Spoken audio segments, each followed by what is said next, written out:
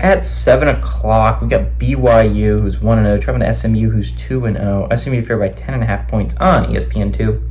Jake Retzlaff for the Cougs went 20 of 30 last week, threw for 348 yards, 3 touchdowns, 0 interceptions. LJ Martin on the ground had 13 carries for 67 yards and a touchdown. And Chase Roberts had 7 catches for 108 yards. Preston Stone for the Mustangs went 23 of 39, threw for 332 yards, 3 touchdowns, 1 interception. Brashard Smith on the ground had 20 carries for 175 yards and 3 touchdowns. And RJ Maryland had 9 catches for 173 yards and a touchdown. BYU is 4-0 against SMU all time from 1980 to 2022.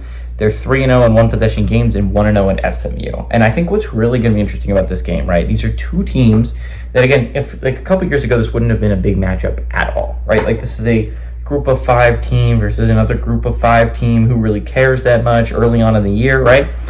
Right now, it's a game that I care at least a decent amount because both these conferences are so wide open. Both these teams have shots at the playoffs, right? Because you're looking at the Big 12 and the ACC. And the Big 12 less so, but the ACC very much so. And the ACC, there is a massive power gap in the ACC. There is one team in the ACC in the top 20. And that is Miami. Again, Miami looks phenomenal. Again, they just kicked Florida's ass up and down a football field.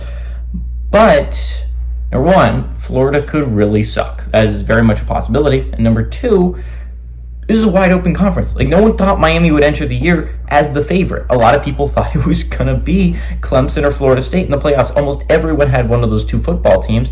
Now this is wide open. Florida State looks awful. They might be the worst team in the ACC. And Clemson looked really bad against Georgia. To be fair, it was against Georgia, but still. There's so many opportunities. Virginia Tech was a team that a lot of people thought could make a run. They lost to Vanderbilt. So again, it is so wide open in the ACC. SMU absolutely has a chance to compete year one in the ACC. You look at the Big 12, same thing to a lesser extent, right? Like Utah, Kansas State, and Oklahoma State are by far the favorites in that conference, right? But there's dark horses that everyone can make a case for. BYU is one of those dark horses. I think SMU is one of 2 teams in the entire nation, right, that can say that they're 2-0 in like the FBS level. It's them and Georgia Tech.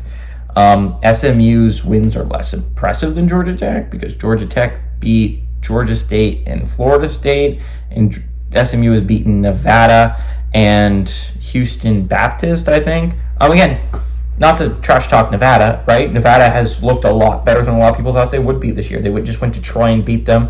I think they have a good shot at beating Georgia Southern at home. Nevada has looked way better than a lot of people thought they would, but again, not quite the same caliber, which is why Georgia Tech's in the top 25, SMU is not. SMU, I think, is a team that is really good. Again, they're favored by 10.5 at home for a reason. As much as I think BYU is an underdog in the Big 12, I think SMU is very much a dark horse that I'm going to continue to ride, a dark horse that I think has a chance of making a serious run at this ACC thing. I like SMU not only to win at home, I like them to win at home. I don't love them to cover. I like BYU to cover. I think this is going to be a really close game. I think it's going to be the best game of Friday night.